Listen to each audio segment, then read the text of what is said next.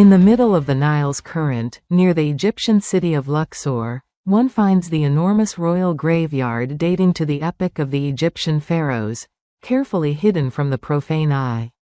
The site is a vast space with hills galore, which consist of soft rock. There are many ravines here that conceal ancient tombs, including those of kings, all cut into the rocky slopes of a near inaccessible mountain valley. This entire upland area is located in the gigantic bight on the western bank of the Nile. It is possible that this place was once known as the Bight of the Kings. The modern Egyptian city of Luxor can be found right across the Nile, on the eastern bank of the river.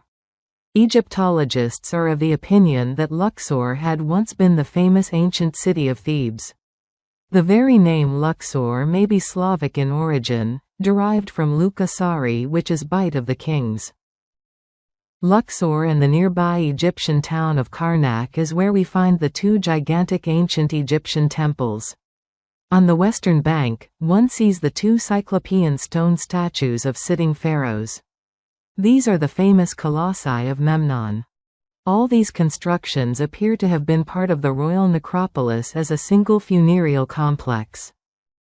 Several other ancient temples that one finds nearby must have belonged to the same complex, among those the Temple of Dendera, named after the city where it is located. The modern Egyptian town of Esna is a little bit further down the Nile. It is considered to stand on the site of the ancient Latopolis. Several temples with zodiacs are located nearby. It was precisely in Dendera and Esna that gigantic stone zodiacs were discovered. They come from the ceilings of the two temples. There are 4 such zodiacs altogether. There may be others in existence, but they remain unknown to the new Chronology project team. Each one of them has got a certain date ciphered therein, which may relate to the holy events that said temples were consecrated to. The proximity of both Dendera and Esna to the royal necropolis gives us reasons to believe all of these zodiacs to be of a funereal nature. The zodiacs from Dendera and Esna are much bigger than all of the Egyptian zodiacs found in the sepulchres of the Valley of the Kings. Furthermore, their style differs from that of the tomb zodiacs considerably. The zodiacs from the sepulchres of the Bight of the Kings can usually be classified as belonging to the Theban type. Here, you see zodiacs of the Theban type. They are simple murals, paint over plaster. Their interpretation is usually a rather difficult task, since constellation figures were usually omitted from such zodiacs. Anatoly Fomenko and Gleb Nosovsky deciphered the dates from all 4 zodiacs from Dendera and Esna. All these dates turned out medieval, which means that the ancient Egyptian builders were of the opinion that the holy events commemorated by the construction of the two temples had taken place in the Middle Ages. The zodiacs from the temples of Dendera date from the late 12th century AD, and the ones from Esna, to the late 14th, early 15th century. The temples themselves could therefore only have been built later than these dates.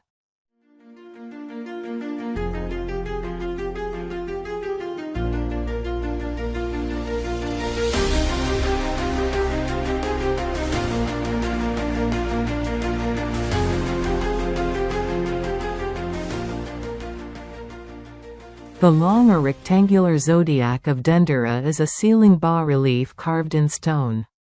Its size is 25 by 42.5 meters. The first estimations made by the Egyptologists about the age of the temple claimed that it predated the Common Era by 15,000 years. The dating was subsequently shifted to the beginning of the Common Era. The second Dendera zodiac, the round one, is a ceiling bas-relief carved in stone, measuring 2.55 by 2.53 meters. It was found in the antechamber of the same temple in Dendera and taken away to Europe. The original of the zodiac is kept in the Louvre nowadays. The first Egyptologists dated the Temple of Dendera to the 15th millennium before Christ, no less. Then its dating started to shift upwards, having subsequently frozen at the 3rd millennium BC. Then historians suggested to consider the long zodiac to date to the epoch of Tiberius, 14 to 37 AD, and the round zodiac to the epoch of Nero, 54 to 68 AD. When astronomers tried to verify these dates with astronomical calculations involving the horoscopes contained in the zodiacs, the results proved negative. These planetary horoscopes didn't appear until the 3rd century AD. There were two solutions: either to date the imperial Roman reigns to other centuries, or declare the horoscopes to be of a fantasy nature. Egyptologists were most reluctant to contradict the Scaligerian tradition and chose the latter, despite the fact that, according to Morozov, the veracity of both horoscopes becomes blatantly obvious.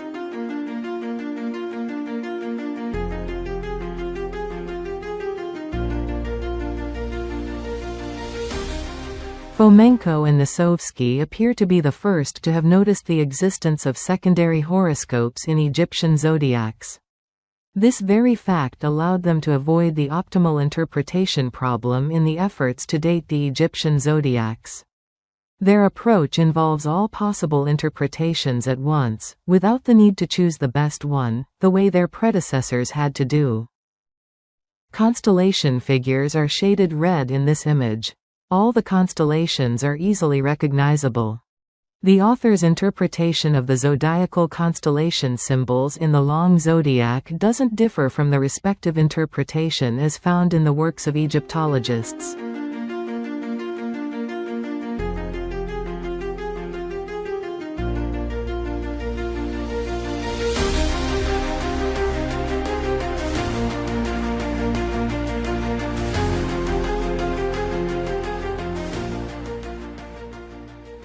Planetary figures of the primary horoscope are shaded yellow. Among them we find every single figure of a wayfarer with a planetary rod, apart from the ones that either stand on certain objects or rest their rods upon them. Planetary figures either standing or resting their rods on other objects bear no relation to the primary horoscope. These figures pertain to either secondary horoscopes or auxiliary symbols, and are as follows in the long zodiac. Young woman whose planetary rod rests upon the back of Capricorn's figure.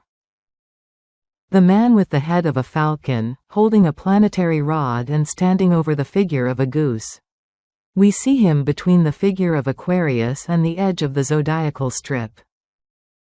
The man with a planetary rod standing in a boat between the constellation of Gemini and the edge of the zodiac. A pair of women in a boat near the very end of the zodiac, left of Gemini. The one in front is holding a staff whose shape differs from that of a regular planetary rod from elsewhere in the long zodiac. It is topped in a different way. Nevertheless, we may have considered this figure as part of the primary horoscope if it hadn't stood in a boat. The red-colored object that the figure of Virgo is holding in both hands is not a rod. It is an ear of wheat. Virgo was always drawn holding an ear of wheat, in the Egyptian zodiacs, likewise the ancient European ones. Let us now turn to the woman holding a long stick in both hands, the one we find inside a circle near Libra. The circle is shaded yellow, since we have a planetary figure in front of us. Don't forget that circles were used to refer to the sun and the moon in the Egyptian zodiacs. However, planetary rods weren't used in their case. The long stick in the hands of this woman isn't an Egyptian planetary rod since it has a different top part. Also pay attention to the fact that the stick is held in both hands, whereas all the planetary figures found in the long zodiac hold the rod in just one hand. All the other figures with rods, apart from the exceptions listed here, are shaded yellow, since they are the planets from the primary horoscope. Let us provide a list. Saturn, the male wayfarer with a planetary rod in his hand, to the right of Aquarius, near the very edge of the zodiac. He has a crescent or a pair of crescent-shaped horns on his head. Thus, Saturn in the primary horoscope of the long zodiac is either in Aquarius or Capricorn. The figure of Saturn is separated from Aquarius by 5 other figures, and can be found at the very edge of the zodiacal strip. The figure we see drawn as walking in front of Saturn, the first one in this strip, marks a 10-degree segment of Capricorn. Therefore, the best position for Saturn in the long zodiac can be considered the boundary between Aquarius and Capricorn. Let us now consider all the other planets. Jupiter is the male wayfarer with a planetary rod between Pisces and Aries. We see the inscription saying Hor Opus Seta over his head, which stands for the planet Jupiter, according to Brooks. Thus, Jupiter in the primary horoscope of the long zodiac is shown either in Pisces or in Aries. The figure of Jupiter in the long zodiac is separated from both Pisces and Aries by a similar number of figures, 2 on each side. Therefore, let us consider the boundary between Pisces and Aries to be the best point for Jupiter. Mars is a male wayfarer with a falcon's head and a planetary rod in his hand, seen between Pisces and Aquarius. The inscription near his head says Hor Tesser or Hortesher, the red planet, according to Brooks' translation, or Mars. Thus, Mars in the primary horoscope of the long zodiac is shown either in Pisces or Aquarius. Since Mars in the long zodiac is separated from Pisces by the 10-degree female figure and is immediately adjacent to Aquarius, we shall consider the middle of the latter to be the best point for Mars. Venus is represented by the pair of wayfarers holding planetary rods in between Aries and Taurus. The man with the head of a beast, lion, is in front, followed by a woman with a star over her head, which is the only female planetary figure in the long zodiac. Consequently, Venus in the primary horoscope is shown in either Aries or Taurus. Visibility indicators are very important for both Venus and Mercury. The figure of Venus in the long zodiac has a star over its head, which implies that Venus was visible. Venus and the corresponding planets are separated from Taurus by 2 10-degree figures of young women and 1 planet Mercury. The precession is immediately adjacent to Aries. Therefore, the middle of Aries shall be considered the best point for Venus. Mercury is the double-faced male wayfarer holding a planetary rod in between Aries and Taurus. He has no star over his head, no visibility indicator, in other words. For Mercury this means invisibility in the rays of the Sun. Thus, Mercury was invisible during the days covered by the primary horoscope. However, Mercury reappears on the very same horoscope in a visible position. Pay attention to the pair of male wayfarers between Taurus and Gemini. The one in front has a cobra in his hands, and the one behind him carries a planetary rod and has a visibility indicator, a star over the head. The second figure looks like a canonical primary horoscope figure, and should therefore refer to some planet. However, all the planets were already listed, excluding the Sun and the Moon, which were drawn as circles and not wayfarers. This pair of male wayfarers is in close proximity to the already discovered figure of Mercury. They may therefore serve as another representation of Mercury and are unlikely to refer to any other planet, since other planets lie too far away from this location. The snake in the hands of the wayfarer in front also identifies him as Mercury. Why would Mercury have to be drawn twice? A conclusive answer can only be given after analyzing the astronomical solution. The visibility indicators are missing from the first figure of Mercury. This likely means that Mercury was invisible in the configuration of the main horoscope. The artist may therefore have intended to show the position where Mercury first becomes visible or appears most spectacular. Another option is to consider one of Mercury's figures part of a respective secondary horoscope. Both of them look vaguely like secondary horoscope figures. Indeed, the rod of the 2-faced figures is conspicuously hanging over the legs of the neighboring little animal that stands for the dawn, although without touching it. This case can therefore be considered borderline between the presence and the absence of a transposition sign, rod leaning against another object. As for the pair of male figures following Taurus, both staves would be regular planetary rods if said figures stood for Mercury in the primary horoscope, as is the case with Venus in the same zodiac.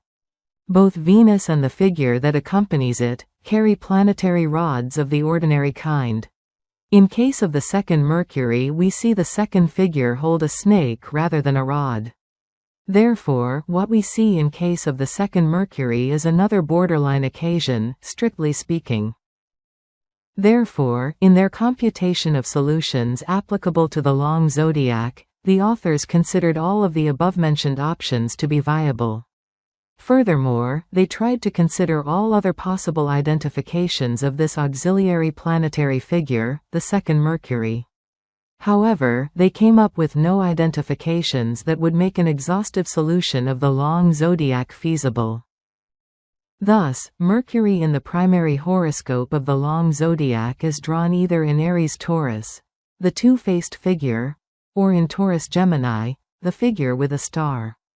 Therefore, the possible solution area for Mercury in the astronomical solution includes Aries, Taurus or Gemini. We have covered all the planetary figures of the long zodiac that look like wayfarers. There are no other figures with planetary rods. Let us now consider the celestial bodies drawn as circles. The Sun and the Moon. The case of the Sun and the Moon is a lot more complex. The reason is simple. There are 4 circles in the long zodiac. Each of them is fit to represent the Sun or the Moon. However, the primary horoscope only requires 2 circles to represent them. However, the author's approach eliminates this problem. Since we are aware of the existence of secondary horoscopes in the Egyptian zodiacs, we shouldn't be worried about the extra circles of the Sun and the Moon. The problem of choosing 2 circles out of 4 is solved very simply. We sort through all possible choice options and proceed to analyze all the resulting astronomical solutions as equal. The full solution that we shall end up with finally shall demonstrate which circles should stand for the Sun and the Moon in the primary horoscope. Other circles must pertain to secondary horoscopes, with nothing extraneous present anywhere in the zodiac. Thus, there are 4 circles in the long zodiac. The circle with an infant sucking on its thumb in Libra. The circle with the figure of a female holding a long stick near Libra. The circle with a man who holds some animal in his hands, with his arms stretched forward as if he were making an offering of this animal near Pisces, on the side of Aries. The circle on the back of Taurus. This circle has no indications. There is a narrow crescent near one of its edges. However, this doesn't necessarily identify the circle as the Moon. Such circles could also stand for the Sun in the Egyptian zodiacs. Another option is that the circle represented both the Sun and the Moon simultaneously. This version was taken into account in the calculations, but it yielded no exhaustive solutions. The most likely candidates for the Sun in the primary horoscope were seen as either the circle on the back of Taurus, or the circle near Pisces with the man making an offering. The result revealed the circle over the back of Taurus to stand for the Sun in the primary horoscope, whereas the circle near Pisces stood for the same in the secondary horoscope of spring equinox. Having defined the planets of the primary horoscope, in the present case including the optional choices for the Sun, the Moon and the auxiliary planet, the second Mercury, the authors used the Horus software to calculate all the dates when the distribution of planets over the real celestial sphere corresponded with their disposition in the long zodiac, according to each of the possible interpretation options. The result was several dozens of preliminary dates chaotically scattered across the entire interval between 500 BC and 1900 AD.